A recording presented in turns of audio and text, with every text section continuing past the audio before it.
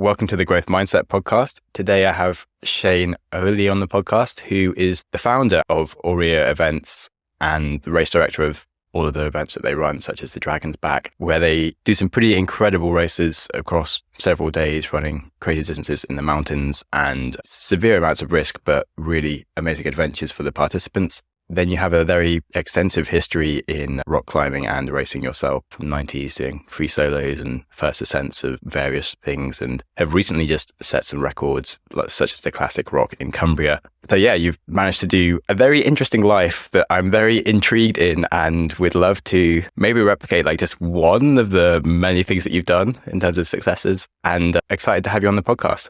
Thank you for inviting me on the podcast. It's great to be here. I'm always intrigued to understand how people started in the direction that they went in. Do you think there was something from like your childhood or just any event that happened when you were younger that kind of put you in this direction? How would you describe your upbringing? Well, in many respects, my upbringing was normal. I had a very happy family home upbringing, but I was always a little bit unhinged, even as a child. And I've always found that expressing myself through exercise has been very important to keeping myself sane. And I didn't appreciate it quite like that as a child and a teenager, but as an adult, as I've reflected on myself in a bit more of a considered fashion, I absolutely see the link between exercise, risk, and good mental health. There's a nature-nurture argument that I think actually quite innately within me is a need to take risk, run and climb and have physical exercise. I completely relate to that statement. I had a therapist for a while and she sort of talked to me about these things. She was like, Sam, I think you just need to make sure that you're doing something kind of crazy each year, just like for your own mental health. And I was like, oh, I've only ever been told that I'm an idiot for doing all these stupid things. And then suddenly having someone be like, this is actually part of you. And then more recently, I've been writing a lot about time and like how you use it and trying to work out why I'm so reliable at exercise and not others. And came to the conclusion that for me, exercise, it doesn't even feel like I'm taking time from other priorities. If I have something to do each day, it doesn't fight the exercise allocation. Like exercise for me is like sleeping or like eating. It just has to be done each day. It just doesn't even enter my brain as like something that I wouldn't do. Whereas anything else that you have to do and you like fret about, that somehow has to fight other things that somehow have to end up in the day. Whereas exercise, it just happens.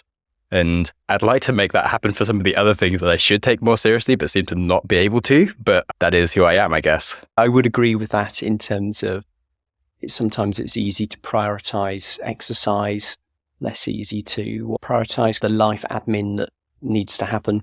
Although it's technically very important. So that's how you got into these things. Then how did that get into the career of rock climbing stuff? Was that something you just were doing a lot as a teenager and at university, and you just happened to be really good at it and could carry on doing it? A little bit. So I discovered rock climbing in my early teens, mid-teens. I wasn't introduced through a club, or I didn't have friends that climbed.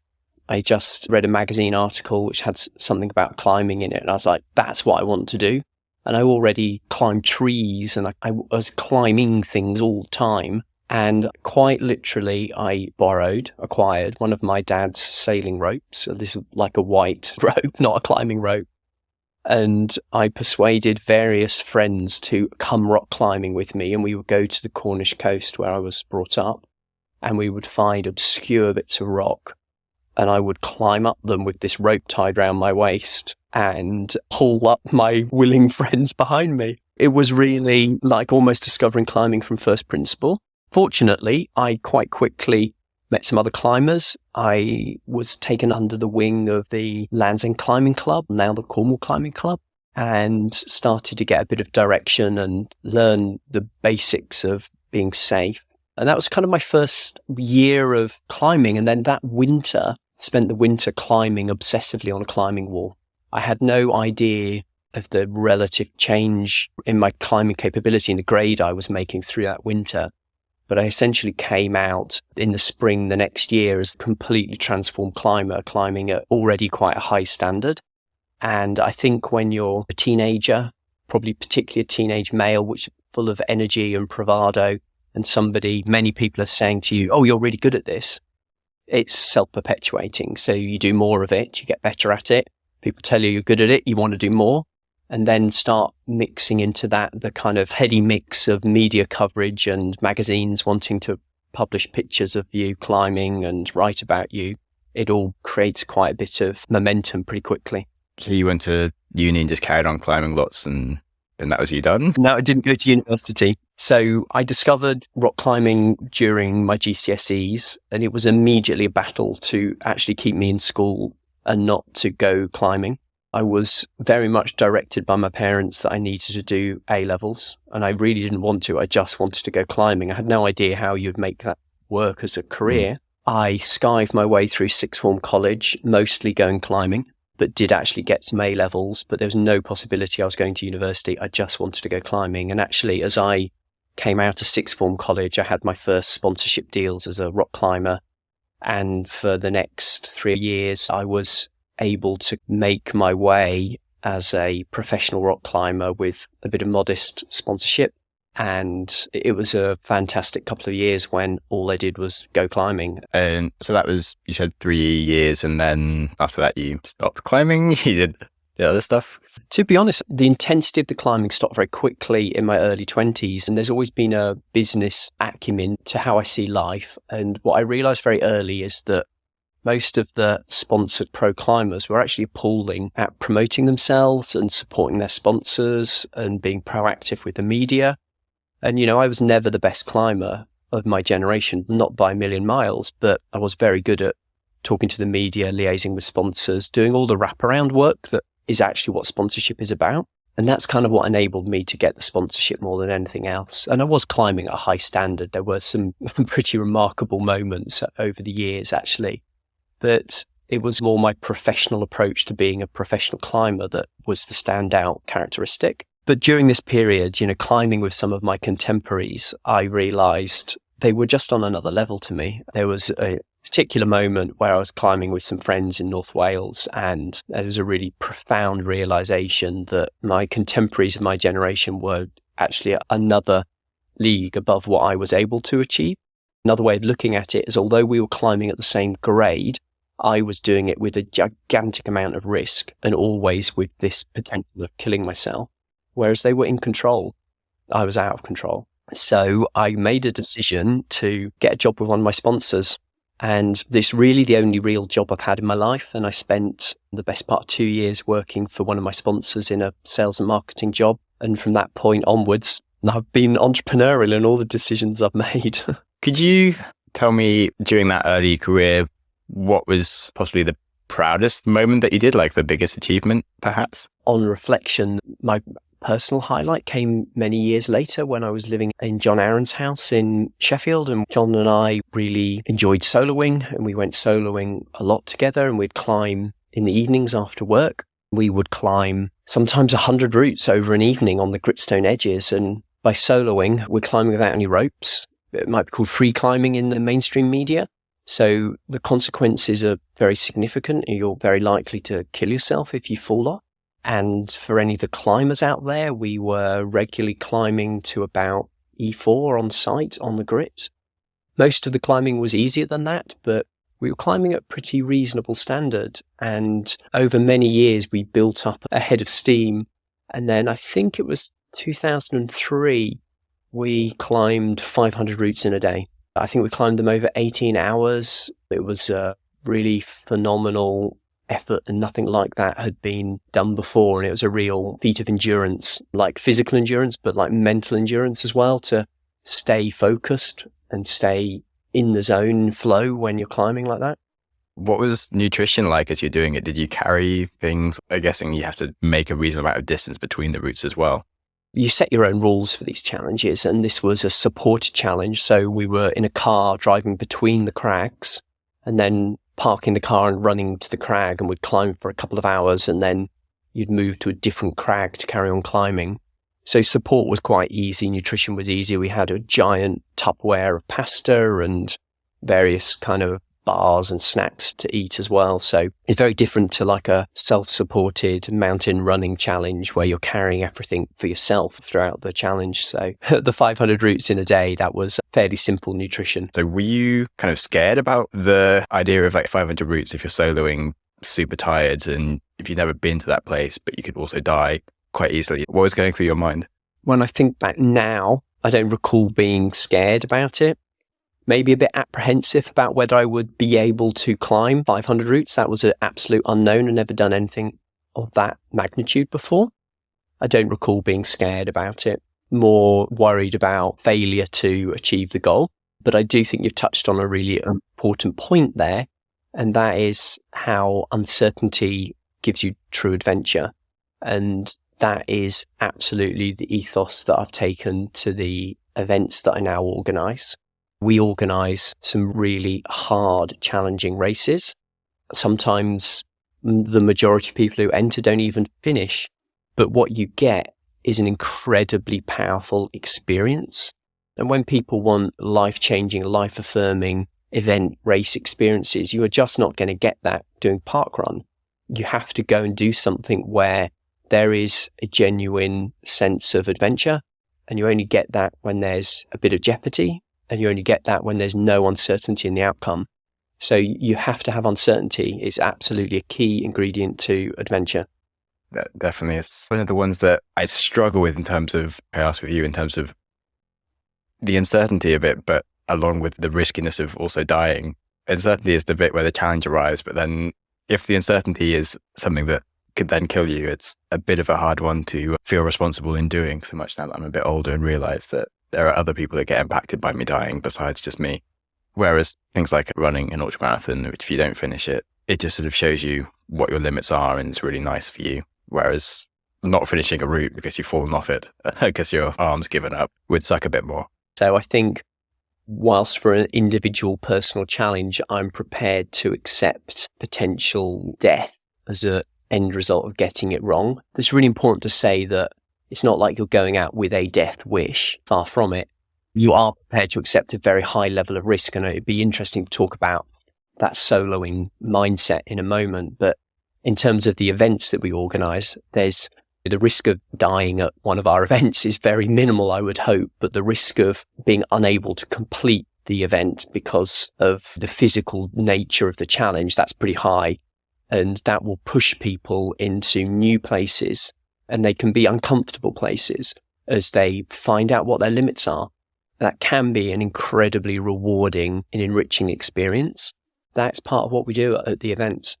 I think it's one of like the existential points of kind of living is wanting to have like a legacy or whatever. It's also just wanting to live your life knowing that you did all the things that you could do and the stuff that you just don't even know that you could achieve unless you really try and go to like the depths that you haven't explored. I definitely get asked like why I bother to do stupid stuff, and I'm like, because I don't want to get to the point where I'm too old and dying and thinking that I've never actually tried. And yeah, it's just really nice that events like yours exist where you can facilitate in a safe way, allowing me to kind of actually be my crazy self and actually do the things that make me me. So thanks. And then you're saying around how you do that in terms of risk. So I'm certainly thinking about doing a lot more mountain climbing as well myself. And there's just so much more risk on those side of things. So definitely a different mindset that's super related. So I think the mindset that you need to get into if we're thinking about risk on a personal level now is really interesting. And I think as you become more extreme in the level of risk you're prepared to take, being in the right mindset is absolutely essential for success. This little challenge I've done this summer, which is classic rock in the Lake District. So very briefly, this is climbing all of the classic rock climbs that are defined in a book called Classic Rock. It involves about 50 kilometers of running through the mountains in the Lake District. It's 15 different rock climbs at 9 different crags, and they're relatively easy by modern standards. Again, for the climbers listening, the hardest route is probably Moskill Grooves on Scarfell Crag, which is graded very severe, VS. But to try and set a record here, I was soloing again, so there's no ropes, in my fell running shoes. That's fairly unusual approach. And getting into the mindset that that's okay is really important. And I really strongly feel when you're soloing and you're doing it regularly, you need to accept and to have come to terms with the consequences of your actions. You need to have accepted if you fall off, you're going to die. And if you cannot accept that, then you have no place soloing. For the people who don't really think about it, they are the ones that get scared and have those kind of disco leg moments as the adrenaline becomes overwhelming. Those are the people that look sketchy when they're climbing. A good way of looking at it is for anyone who has been climbing, even with a rope, that everyone knows that every now and then your foot will pop off. You'll grab a handhold and you'll get it the wrong way. You won't get it the optimal way, or you'll climb a sequence the wrong way, which makes it harder. And you suddenly find yourself awkwardly placed and off balance because your hands are the wrong way round or something like that. And these are the normal things that happen when you're rock climbing with a rope. And I think some people forget is these are normal things that happen when you are soloing as well. You will read a sequence of holds wrong. Your foot will pop off at some point. And to be the master of your emotions, the master of your fear when that happens, you have to fundamentally accept what you're doing and not be scared by it. So when your foot pops off and you control that with a bit of body tension, and because you're moving carefully, you've got 3 points of contact, it's not a problem. It doesn't scare you. Doing classic rock this summer, there were moments where my foot popped off. I got my hands the wrong way round, but I was mentally ready for that. And consequently, it wasn't scary. I had a moment where I nearly fell off the Matterhorn, but I was pretty chill about it. Still, it wasn't that level. I definitely concluded that I accepted nearly dying on things, but I figured that for me, soloing, I'm nowhere near the skill anyway. It doesn't really make that much sense, but I still think that I'm probably just never going to bother going down that route. It just feels so centered, and something I struggle with is maybe finding flow, which is why I do these things, and back to the very unhinged nature of our minds from the start. So something else I thought about doing in my life is being a surgeon, because in the kind of moments where everything is life and death, I just find it very peaceful, and you just know what your priorities are exactly. And there's nothing else to really think about besides just doing the important thing. So it's just a space for my head that's really nice. So in that sense, I'm maybe soloing would be perfect for me, but otherwise I'm also there's probably other ways I can maybe satisfy this itch without doing something where I maybe die. Probably also I'm just never going to be skilled enough, but maybe that's a bad mindset. I think that's why people search for these challenges. And I think most people are searching for some expressive challenge. It's just some people do parkrun, and that's right for them. Some people will go and try and do the Dragon's Back race, and some people will combine ultra running and soloing. There's levels to everything, and there's always somebody who can go one better, always. And it's about finding what works for you, that happy place for you, and not necessarily happy in the moment of the challenge of doing whatever your challenge is. Think about Dragon's Back participants and how physically and emotionally demanding the event is. If you ask them in that moment, could I press an ejector seat button and send them back to the comfort of their home and just end it all? Quite a lot of them would take that option. But when they finish the race and they have that incredible satisfaction of an immense challenge completed, that is priceless. That is what all of that suffering along the way is about. I certainly had some of those moments when I was climbing the Matterhorn, to be fair, where I was just didn't really enjoy it. You have to wake up at 4 a.m. in the dark and you're climbing sort of with a mile drop either side of you. And you're just I don't like it. I'm not tied to anything. What's going on? Actually, I kind of want to go back right now. But then going back was just as scary as going forward. So I was well, I've done it. I've put myself here. I may as well just carry on, because of either way, it seems just as dumb. There's no ejector seat. And it was definitely one of the best experiences of my life to date. Certainly I found that with the ultramarathons that I've done. So yeah, I'm pretty excited for those kind of things. What would you say are the main reasons people fail? Is it just their body isn't yet ready for it? Or do you think it's a mix of mindset as well? So a good proportion will fail because they've just been unlucky and they've picked up an injury. So let's maybe put it into thirds. Probably a third of the people who fail. Fail's the wrong word, because I think you've got enormous success just for having done the training and got to the start line. Maybe they don't quite do the last 5% of that journey to finish the race. But yeah, very roughly a third of them will pick up an injury or blisters that are sufficiently bad that they can't carry on. You could probably analyse that group again and put some of them into just unlucky to pick up the injury or blisters, and some of them have just been poorly prepared, and that's why they've got blisters and injuries. Another third will have just overestimated their capability. And whilst it's brilliant that they've got the ambition to attempt the event, they probably were never going to succeed. And the last third of the mindset group who just don't deal with all the wraparound challenges of completing the event. And it might be the hot weather, it might be the wet weather, it might be the food that we're providing isn't quite what they want, it might be their tent mate they don't quite get on with, or they find the tent too small, or they just don't like being in an environment that has a bit of structure, like you have to start the race between 6 and 9 and dinner is at this time. Any combination of those factors just melt their head.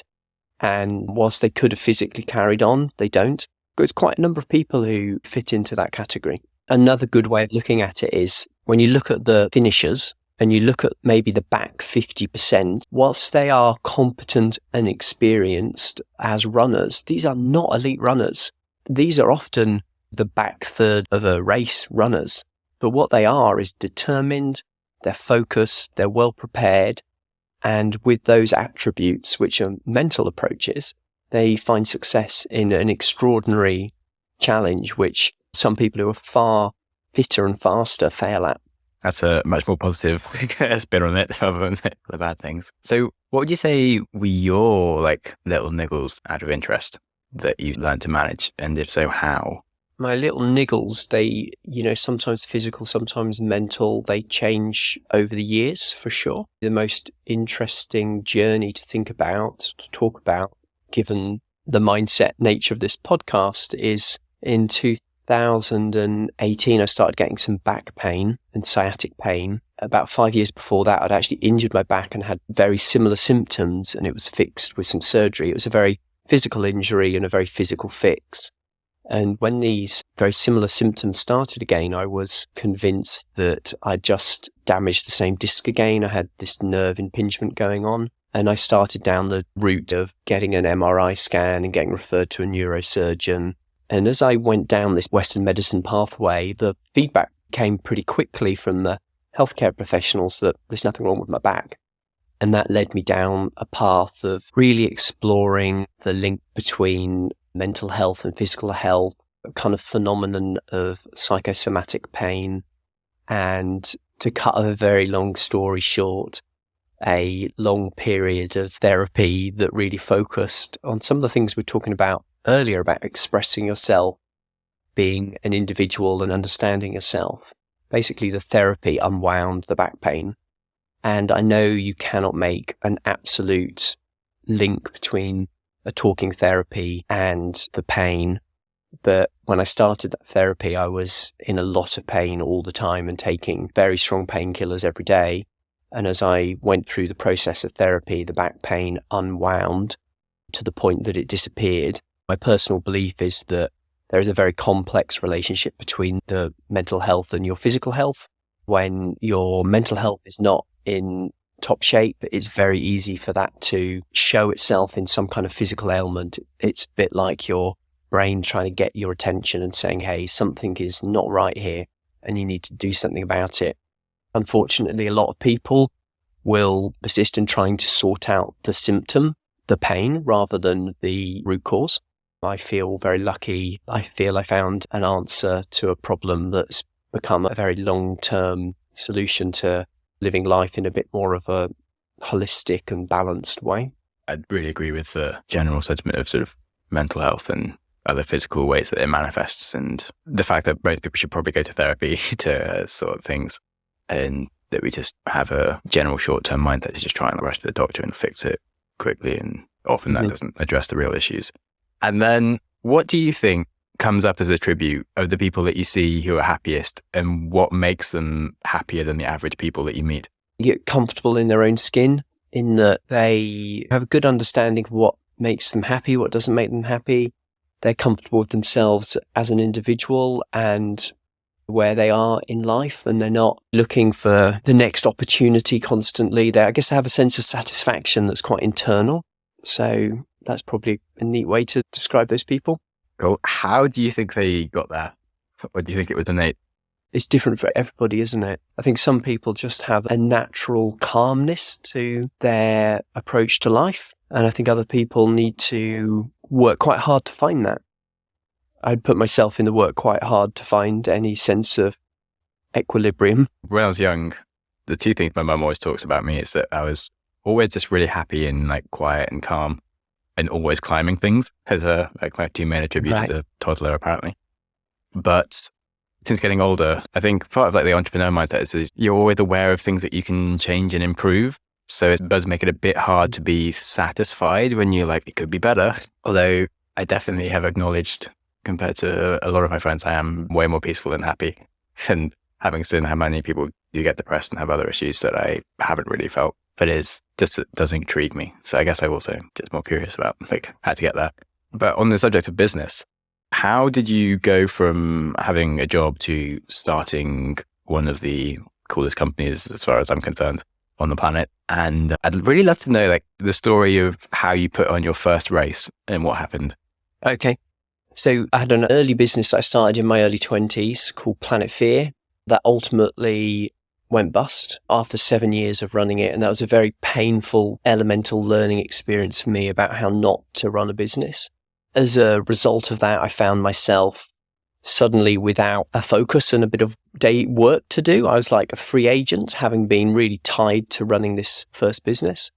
So Planet Fear was a .com era bricks and clicks adventure sport kind of website, retailer, publisher, holiday provider. It was climbing, mountain biking, running, core adventure sports. And we had an online shop. We had a physical shop in Sheffield. And the essential business model was publish content for free. We were too ambitious for what we wanted to do, and we overreached in a critical period. And as many entrepreneurs learn, cash is king, and we had a very rapid period of growth and ran out of cash. It was a fairly harsh, brutal lesson to learn, to see something you'd worked so hard to build to fail. But something positive came out of it. I ended up doing some years of consultancy work in the outdoor trade, generally sales, marketing, product development stuff, very ad hoc group of brands that I worked with, but many different brands as well. And one of the brands, this is the serendipitous moment, was Berghaus, and they had an idea to create their own event, which Berghaus would own, rather than them sponsoring an event and I guess enriching, if you can call it that, event organizers. And whilst they had some good ideas, they were smart enough to realize that before maybe they commit to this course of action, maybe getting an external opinion on it would be a good idea. And so they got literally 2 days of consultancy to just sense check their event plans. And I basically said to them, you're an apparel business. I think you would be a big step into the unknown to try and create and manage and own your own event. And I think you should sponsor stuff. Just you need to make slightly different decisions about how you sponsor things. And by the way, would you like to sponsor the Dragon's Back? So during the days that I was doing this work for Berghaus, I was reading this absolutely iconic fell running book called Feet in the Clouds. And it has this amazing chapter about the original 1992 Dragon's Back race. And the race happened once. It became absolutely legendary. It entered fell and ultra running kind of legendary status folklore because it was incredibly tough. It was really the only race of its type at the time in 1992. And the outright winner as a mixed pair was Helen Whitaker and Martin Stone. And so Helen, running with Martin, beat many of the best ultra runners in the world. So it's one of those rare examples when you have an outright female winner of a race. As I was doing this work for Berghaus, I realized next year would be the 20th anniversary from the original race, so 2012. And I suggested to them that I could resurrect this event, and would they like to sponsor it? And they pretty much said yes, that then and there. So I had the gem of an idea and a sponsor. I did have some experience of organizing races. So during this kind of ad hoc period of consultancy work, I did quite a lot of work for Rat Race Adventure and organized some of their events. And that was a fantastic period of learning for me.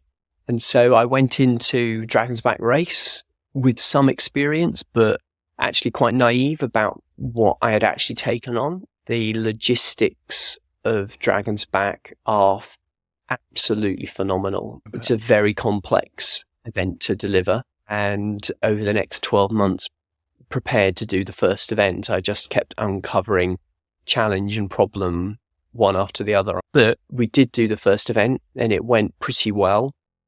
And it was the foundation stone for the whole business. I'm so glad I asked. That's really interesting, and serendipity is a fabulous thing. But also sounds like you just have been putting all the right things together in terms of your experience and places to just be able to like seize the opportunity. I didn't come into it as a novice. Over 10 years later, I feel like I'm a pretty competent, experienced race director. But back then, I kind of just about knew enough to know what I didn't know, but only just. Yeah. Did you have like a mission in general that you wanted to get to? Was it just sort of really intrigued by the original Dragon's Back and wanting to recreate that and start stuff? And did you have a plan for a business that it would become afterwards? Or was it actually this would be sick to organize and maybe it would be like a 2-3 year project? I just thought Dragon's Back, resurrect that. That'll keep me busy for 18 months. Why not? Sounds like a great challenge. And I really like personal challenges that I have a chance of failing at. And I thought this is going to be really hard to pull off. And I really like the idea of having a challenge to keep me occupied and really fulfilled and focused. A part of this story as well is just before I started really working on Dragon's Back, I had just finished a very intense period of consultancy work for Innovate, a fell and trail running shoe brand. And at that point, I was leading their marketing team, but as an external consultant. And it was a fantastic period to work for Innovate because they were expanding and growing so quickly. Everything was going right for the brand in many ways. I mean, there were challenges, but it was a very exciting period. And I'd managed to save a reasonable amount of money doing that work.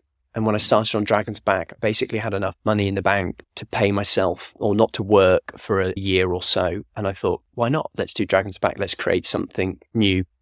So I was able to focus really 100% on the Dragon's Back and trying to put in place those building blocks. It's another thing I guess we haven't spoken too much about with risk, but it's a lot easier to do big things like sort of starting a business and stuff when you kind of have a bit more of a safety net or like the capacity to take risk. I guess if you didn't have finances for a year, trying to start it would have been a bit more difficult and things. Actually, the first Dragon's Back was a financial failure.